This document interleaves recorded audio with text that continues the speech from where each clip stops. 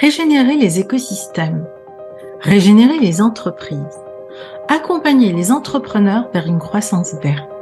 C'est là tout mon ADN. Bonjour, je suis Sabrina Benmechri, écologue, expert international en écotourisme et en tourisme durable. Depuis maintenant 35 ans, je suis une entrepreneure alchimiste et une actrice de la régénération active. Fondatrice de l'entreprise Zénage, les destinations du bonheur 5.0. Nos crises actuelles nous amènent à nous poser de nouvelles questions, en lien avec la nature, en lien avec le vivant, et notre relation à la terre, notre manière de l'habiter, notre manière de consommer, et notre manière de transformer nos entreprises.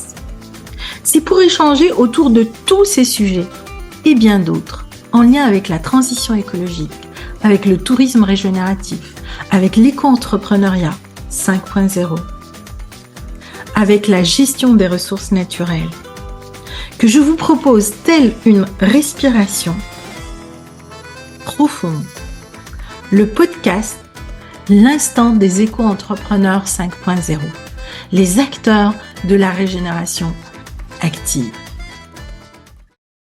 Alors, Lucie, tu es une grand-mère extraordinaire qui a réalisé en un an et demi maintenant, à peu près, un projet incroyable entre la France et le Canada, et tu vas nous en parler, donc le projet Cœur de Biche, de ta vision justement de la nature et plus particulièrement de la forêt à travers l'art, la peinture, et puis le vitrail. Hein, tu es une spécialiste du vitrail, donc tu vas un peu nous expliquer tout ça.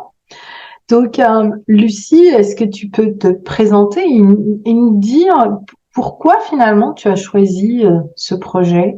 C'est quoi ton pourquoi à travers ce magnifique projet de contribution autour d'une autre vision de la forêt et de la nature par le biais de l'art et particulièrement par le biais du vitrail. Très bien. Eh bien, mon souhait était en fin de compte, de renouveler mon élan de vie, je dirais. J'ai pris ma retraite et j'ai eu envie de changer de fonctionnement et de dynamisme. C'est pour ça que je me suis intéressée au vitrail, c'est-à-dire que j'ai dessiné toute ma vie. Et cela m'a conduit en premier lieu à apprendre la peinture orientale à l'encre de Chine. Et après, cette peinture a donné naissance à l'art nouveau et je suis arrivée au vitrail. Et pourquoi en pleine nature? Parce que j'ai senti que j'avais besoin que mon corps trouve d'autres points de repère et d'autres modes de ressenti, hein, pour pouvoir ouvrir cet espace intérieur qui permet un certain ancrage et ce rapport à la nature où le silence est important. Voilà. Et aussi pour apprendre donc tout cet écosystème et le transmettre à ma fille et à ma petite fille. Donc c'est un apprentissage pour moi en même temps, mais c'est aussi une transmission. Et je pense que c'est important dans ma position d'avoir ce rôle-là. Quand tu dis dans ta position, c'est-à-dire dans ta position de grand-mère. Oui. C'est bien, tu vas devenir une véritable grand-mère au sens de la grand-mère des Amérindiens. D'ailleurs, c'est un peu vers là. Oui. Alors, pourquoi finalement tu as choisi pour réaliser ce projet l'accompagnement éco-entrepreneur 5.0 et qu'est-ce que ça t'a apporté au fait? Quelles sont les étapes que ça t'a permis de traverser finalement? Les bootcamps, tu as fait le cycle de l'eau, tu as fait les diètes avec les plantes. Donc, qu'est-ce que ça t'a permis en fait de traverser dans ton propre processus? Voilà. Donc, comment t'expliquer? Moi, j'ai eu un rapport à la nature qui était très épisodique, seulement pendant les vacances, mais je n'avais pas un ancrage profond. Et rien qu'en écoutant tes vidéos, je dirais, j'avais l'impression que mon corps, rien que par l'écoute, déjà avait une autre place sur cette terre, je dirais. Et donc j'ai eu envie de voir en réalité ce que tu pouvais amener à travers tes bootcamps. Et moi, ça m'a beaucoup calmé au niveau de mon intériorité, au niveau du cœur. J'ai eu vraiment des émotions qui ont pu se laisser, comment dire, évacuer en fin de compte, et aussi ce rapport à la terre qui a fait que quelque part j'ai pris conscience que nous les humains on appartenait à cette terre, et on avait aussi une sensibilité qui était relativement proche, et ça pour moi c'est une grande victoire, parce que ça c'est vraiment en lien avec ce que je veux exprimer dans ma peinture à l'encre de Chine. Et donc, à travers tes bootcamps, surtout le cycle de l'eau, on apprend comment vous dire, à, à permettre à son corps d'évacuer des espaces fermés, de comprendre comment l'énergie peut monter des pieds jusqu'au niveau de la tête, et tout ça, ça crée une interaction avec l'eau qui fait que l'eau va nous aider à nous ouvrir et à justement créer des espaces qui ont été fermés par la vie et par le rythme de vie que nous vivons actuellement. En ouvrant ces espaces, aujourd'hui, est-ce que tu peux nous parler finalement de ce projet Cœur de Biche? En quoi cela consiste-t-il? Comment tu le vois? Pourquoi entreprendre aussi, j'ai envie de dire, un si grand projet entre la France, le Canada, voilà, et ta vision à l'horizon 2043, je crois? Ça va aller loin alors, on va aller très loin. Eh bien, comment dire, alors je vais répondre tout simplement pourquoi le Canada, parce que j'ai ma fille qui vit là-bas et ma petite fille également, donc mon intention est aussi d'être à leur côté, et comme le Canada est très riche au niveau paysage forestier, je dirais, cela va m'ouvrir aussi des espaces de créativité à ce niveau-là. Moi, je voulais vivre la forêt à ma façon et pas tomber dans cette hyperconsommation ou cette façon de vivre la nature d'une façon assez speed lorsqu'on va sur les pistes de ski, ou voilà, avec un autre état d'esprit où je prends le temps d'être avec elle et de regarder et de percevoir ce qu'elle m'apporte. Donc pour moi, c'est vraiment un ressourcement et un ancrage et une façon de me connaître différemment que dans ces espaces un peu formatés où on a l'habitude de se voir, je dirais. Donc, comment je vais faire cela? Eh bien, en premier lieu, je vais créer mon atelier de vitrail en France, dans le sud de la France. Ceci dit, comment cette créativité dont va s'exprimer au Canada? Eh bien, déjà, toujours pareil, me permettre avec un atelier de vitrail, mais aussi des écologes qui vont permettre à chacun de s'ancrer dans cette forêt et de la vivre intérieurement. Voilà, on va vivre à côté des arbres, on va dormir à côté des arbres, et cela va nous amener donc à avoir une certaine plénitude intérieure, puisque nous allons nous endormir à la lumière des étoiles, puisqu'on aura un Vélux au-dessus de notre tête. Et avec ça, bien sûr, il sera possible de se lever le matin en écoutant le chant des oiseaux, de regarder les écureuils sur les arbres, et d'aller à la rencontre, j'espère, du roi de la forêt, c'est-à-dire le cerf et la biche. Et moi, ce qui m'intéresse, c'est de voir ces interactions familiale entre guillemets entre les parents et les petits-enfants.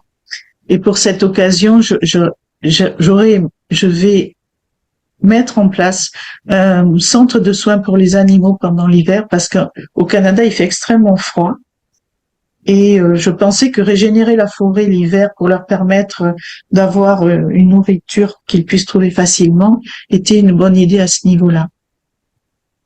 Donc, en ce qui nous concerne, je vais aussi aménager une restauration végétarienne et européenne, voilà, pour amener de nouveaux goûts, puisque la cuisine canadienne est basée sur d'autres points de repère. Et donc, mon offre, en fin de compte, sera de permettre à chacun de vivre cette forêt en proposant des activités de créativité, c'est-à-dire je vais leur demander aux personnes de se promener dans cette forêt et de prendre en photo ce qui est parlant pour eux, quelle est la lumière qu'ils vont capter, quelles sont les couleurs qui vont les émouvoir. Et à partir de là, nous allons créer une esquisse à la peinture chinoise et également un vitrail. J'aimerais aussi que tu nous partages. Là aujourd'hui, ton projet est très fluide, tu en parles, tu le décris, les étapes sont concrètes, hein, mais aussi tu passes aussi par des phases très concrètes. J'aimerais aussi que tu nous partages finalement quelles sont les étapes par lesquelles tu es passé, peut-être aussi des étapes de doute, de questionnement, parce que tu as fait quand même des choix financiers, des choix de changement. Voilà, aujourd'hui, tu vas déménager, tu vas encore amener ensuite ton projet au Canada. Donc, c'est aussi un projet physique, réel, il y a de l'investissement derrière. Donc, est-ce que tu peux justement nous partager, au fait, quelles sont, par exemple, les 2 ou 3 choses qui t'ont le plus challengé et comment l'accompagnement et la formation t'a permis aussi de traverser ces challenges, de les clarifier pour arriver à aujourd'hui? Oui. Eh bien, comment te dire? En fin de compte, c'est ma motivation qui est tellement importante, le fait de rejoindre, j'allais dire, ma fille et sa petite fille, qui fait que elle me permet de tout dépasser et de tout supporter entre guillemets. Ça, c'est le premier point. Et puis ensuite, quand je suis partie au Canada, j'ai vraiment senti cette forêt et cette nature qui te donne un espace intérieur et tu vas épouser un peu tout cet espace à l'intérieur de toi, ce qui fait que c'est comme un dialogue entre la forêt et toi. Et je pense que la subtilité de tes stages font que quelque part aussi on apprend à regarder la forêt différemment. Comment les arbres arrivent à se nourrir entre eux, comment ils arrivent à s'aider aussi, à collaborer. Et cet esprit de collaboration entre les arbres, eh bien moi je pense que des petites structures comme celle que je vais faire au Canada peut entraîner aussi au niveau des personnes un état d'esprit qui va les amener à ne plus être fermés comme on est obligé de l'être parfois dans la vie actuelle, je dirais. Et sinon au niveau physique, je pense qu'il faut y croire, c'est ça le plus important. Et au niveau physique, c'est vraiment toutes ces interactions entre la marche, les bains d'eau froide, on va dire, le contact avec la mer ou la rivière, et puis aussi le qigong et ces mouvements font que on appréhende notre corps différemment que si on est assis toute la journée face à un ordinateur. On est bien d'accord. C'est le corps qui parle et ce n'est plus la tête et ça c'est primordial. C'est primordial. Et aujourd'hui, en 2023, pour toi, par rapport à l'étape où tu es, c'est quoi donc 2023 va être une année d'action très forte, si je comprends bien pour toi, ça y est. Donc là maintenant, ton projet est structuré, tu as ton plan, ton business plan, enfin voilà, tous tes aspects. Donc maintenant, tu rentres vraiment dans le vif du sujet, j'ai envie de dire. Donc c'est quoi principalement, voilà, tes prochains grands pas, on va dire, en 2023? Eh bien, en 2023, je vais chercher ma maison dans le Roussillon, là où je vais ancrer mon atelier en France. Ensuite, termine ma rénovation qui est pratiquement terminée et je vends cette maison de Bordeaux, sur Bordeaux puisque j'habite Bordeaux. Et lorsque mon atelier sera créé, je partirai pour le Canada pour mettre en place une structure un peu plus large puisqu'il y aura des écologes et la restauration en plus. Voilà.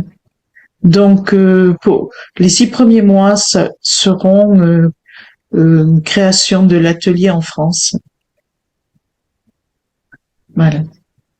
Est-ce que comment aujourd'hui tu recommanderais justement la formation éco-entrepreneur 5.0 à des personnes qui vont se poser la question et qui pourraient bénéficier elles aussi de cet accompagnement? Qu'est-ce que tu leur dirais? Oui.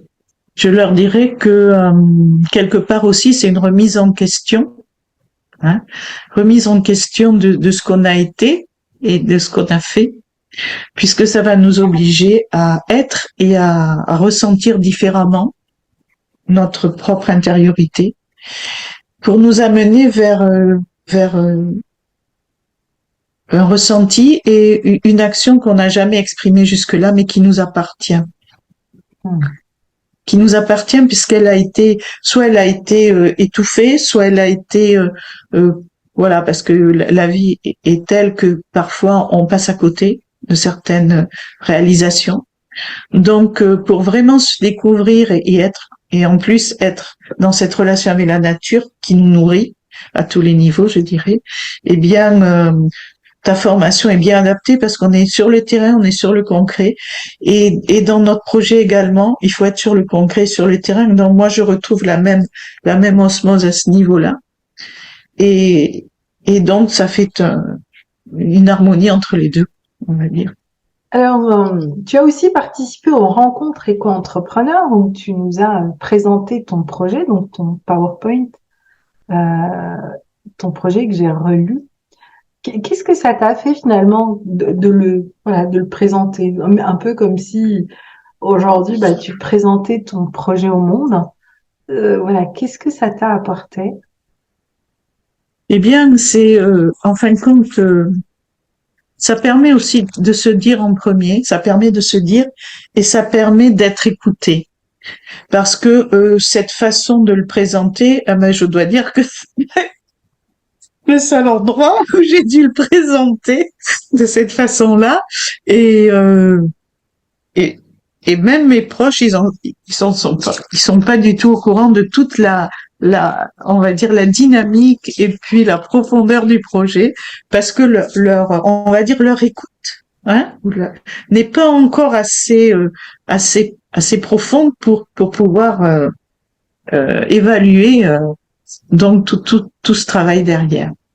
Donc pour moi c'était une grande aventure et je trouve que ça permet aussi de comment dire, de le mettre en place et de prouver qu'il existe, parce que c'est ça qui est le plus important.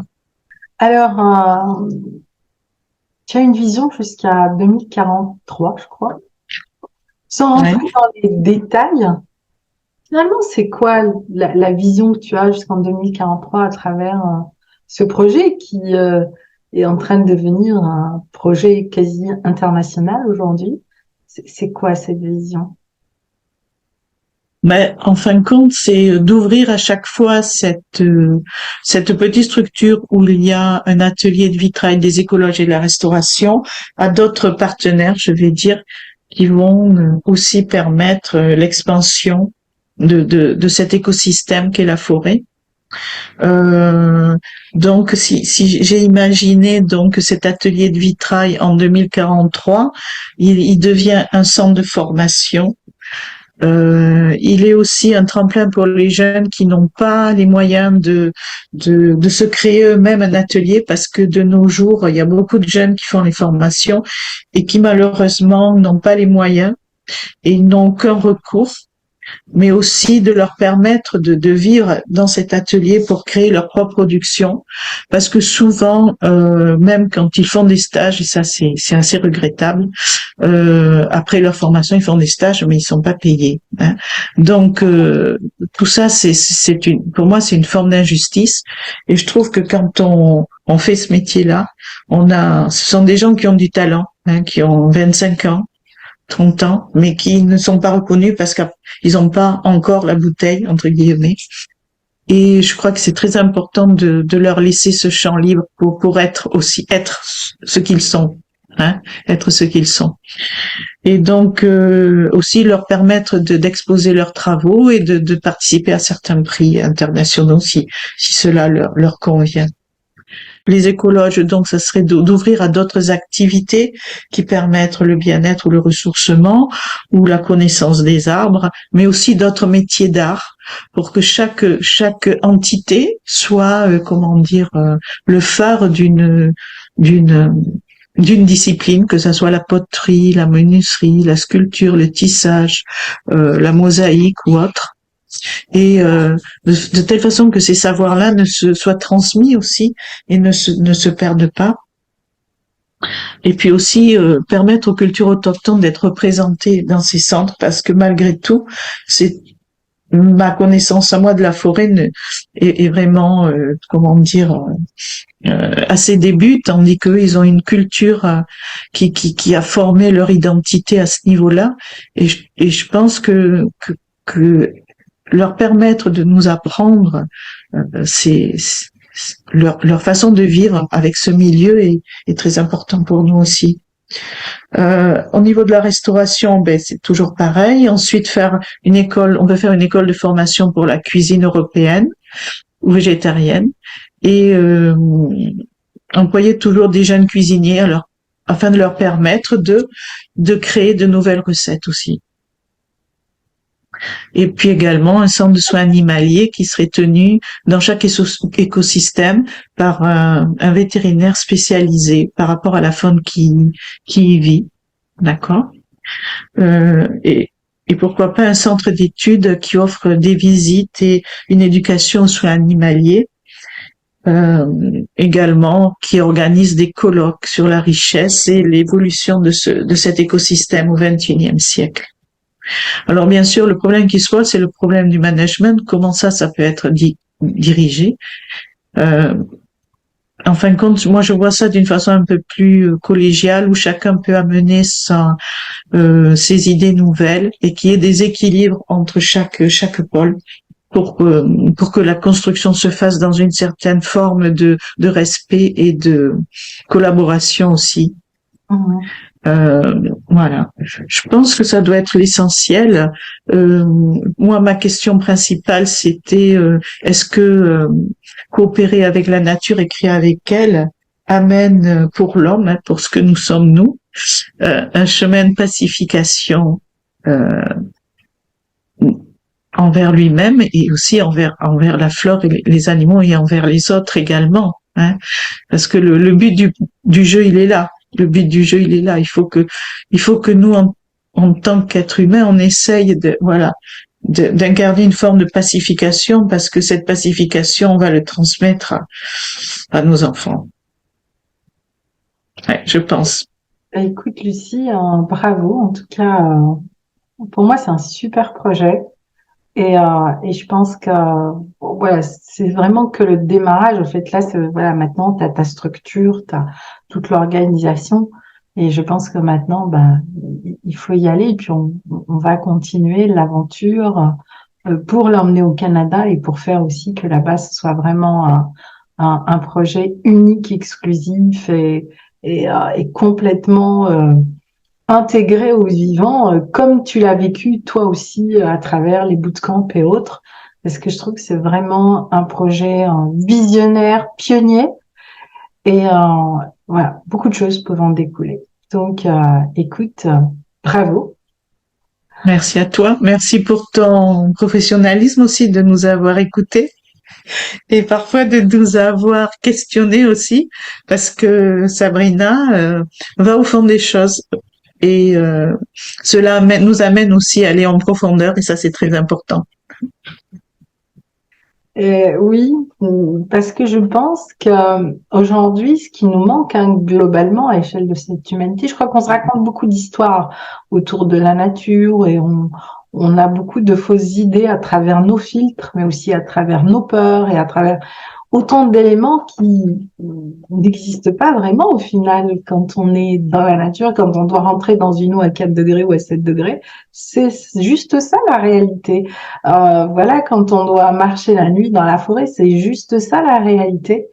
Et c'est ce que j'aime dans la nature, c'est qu'à un moment, elle évacue au fait tout le bruit pour nous amener dans cette forme de silence. Et le véritable langage de la nature, c'est le langage du silence. Alors, c'est pareil, aujourd'hui, t'as plein de gens qui disent « j'ai entendu ci, mais au fait, c'est juste une part de lui qu'il a entendu parce qu'à un moment, il a fait le silence intérieur. En revanche, c'est dans ce silence que l'on rencontre l'espace de la nature. Parce que finalement, la nature, elle répond en ce moment au meilleur comme au pire. Selon notre intention, elle est toujours présente. Donc, c'est bien qu'il y a autre chose qui se met en place avec elle.